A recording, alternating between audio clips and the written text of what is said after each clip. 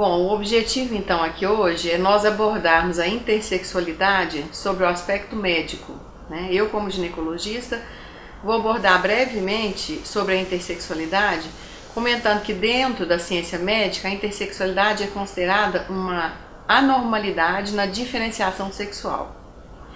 Para se avaliar a sexualidade, na verdade, a definição sexual quando um recém-nascido nasce, e ao longo da evolução da maturidade dele, ao longo da vida, ele deve passar por 4 estágios fundamentais. Então, os estágios são o genético, o gonadal, o fenotípico e o psicológico. Nós não abordaremos aqui o aspecto psicológico, que é um dos aspectos fundamentais. Vamos falar dos 3 iniciais, então, que na verdade envolvem a ciência médica. O sexo genético ele é definido a partir do cromossoma sexual. Então, na verdade, nós temos mais de 90 cromossomos que determinam o tipo de sexo que nós teremos. Então, se masculino, feminino ou intersexualidade. Já o gonadal é o sexo, depois que eu tenho a diferenciação sexual, é determinada a partir dos meus cromossomos sexuais, qual a diferenciação que eu terei. Então, se eu terei genitália masculina, genitália feminina, as duas genitálias, aí já entra a intersexualidade também. A partir desse estado gonadal é que vai se definir fenotipicamente como que o ser vai se manifestar externamente. Se feminino, masculino, mais características femininas ou masculinas, dependendo dos 2 estágios anteriores. Agora, o último estágio, que é o estágio psicológico, já depende de outros fatores que envolvem o aprendizado cultural, qual a identidade que a pessoa adquiriu na família, a interferência da igreja e da religiosidade. Então, entram outros envolvimentos que não tratam o objetivo da nossa explicação. Como ginecologista, eu vou abordar mais precisamente a diferenciação sexual feminina.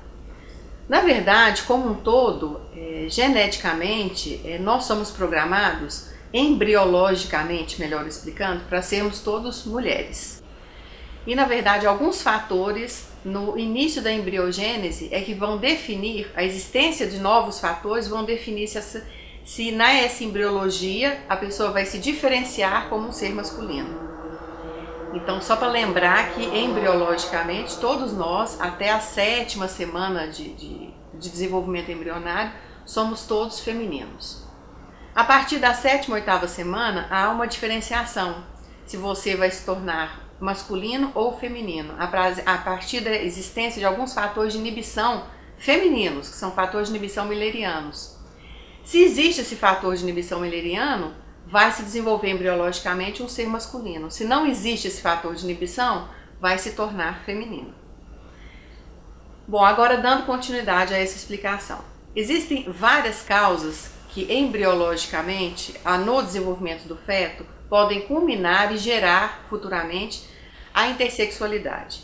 Esses fatores envolvem malformações cromossômicas, tá, que geram várias síndromes cromossômicas que vão secundariamente gerar a intersexualidade. Outros fatores são bioquímicos, a ausência de algumas enzimas específicas na formação da glândula suprarrenal e na determinação se eu vou ter quantidades e todos os hormônios específicos que são fundamentais para a diferenciação sexual.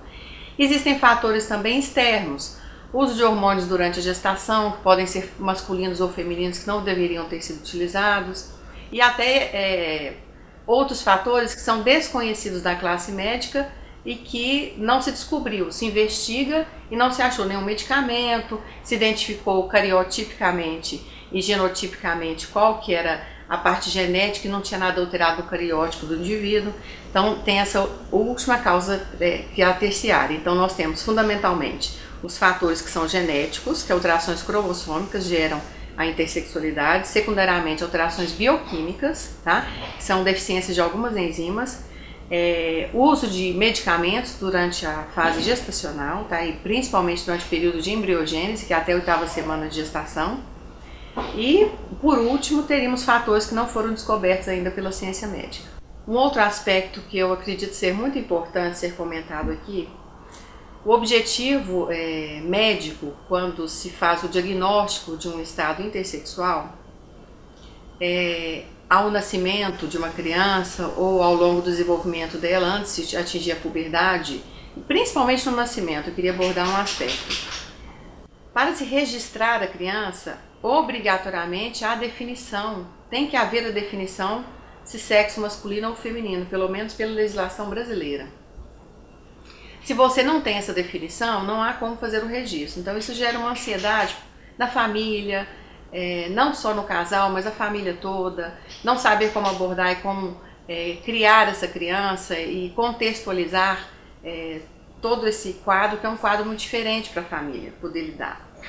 Então, inicialmente, o objetivo, a proposta médica da ciência médica é, primeiro, resolver um problema inicial, quando é um feto, na verdade, que nasce, um RN que vai nascer, para se definir se sexo masculino ou feminino para o registro. Secundariamente, também, é obrigatório que se corrijam algumas malformações que geram algumas disfunções do ponto de vista de outros aparelhos. Por exemplo, aparelho urinário, que algumas malformações sexuais determinam alterações no sistema urinário. Então a gente pode ter hipospádia, epispádia, que são alterações que determinam que o meato uretral não vai estar na posição habitual que ele deveria estar. Então isso gera infecções subsequentes. Então isso tem que ser corrigido, não é uma opção, né? Isso às vezes interfere na conduta mais antecipada do profissional médico na hora de tomar uma conduta. Agora, voltando um pouco no que nós comentamos anteriormente, eu queria citar algumas dessas patologias que são diagnosticadas através de protocolos de investigação. Por exemplo, dentre as malformações, alterações cromossômicas que geram a intersexualidade, a gente tem diversas síndromes. Síndrome de Turner, síndrome de Klinefelter, que são todas alterações genéticas que são definidas por esses cromossomos que determinam a definição do sexo, né? Não da identidade sexual, que é outra abordagem que tem que ser feita posteriormente, mas se vai ser masculino ou feminino, a alteração nesses cromossomos geram essas síndromes, especificamente duas dessas que eu acabei de citar. Dentre as alterações bioquímicas, a alteração mais frequente que gera, por exemplo, o pseudohermafroditismo feminino é a deficiência da 21-hidroxilase, que é uma enzima fundamental que vai determinar a produção do cortisol, que é um glicocorticoide que é produzido pela glândula suprarrenal, e que se eu não tiver a produção desse hormônio de forma adequada, principalmente ao nascimento, eu não tenho pressão arterial adequada e esse bebê vai evoluir para óbito em poucas semanas. E dentre outras enzimas, tem outras enzimas também, mas essa é a principal, porque mais de 53% das causas de pseudohermafroditismo feminino são determinadas pela deficiência da 21-hidroxilase. E o uso de medicamentos, como eu citei anteriormente, uso de próprios anticoncepcionais durante a gestação inicial, terapias de reposição hormonal, às vezes pela mulher que está fazendo um outro tipo de tratamento e não sabe, se desconhece no início que está grávida. Então, sendo hormônios masculinos ou femininos no início da embriogênese, da gestação inicial, isso também determina esses estados intersexuais no futuro.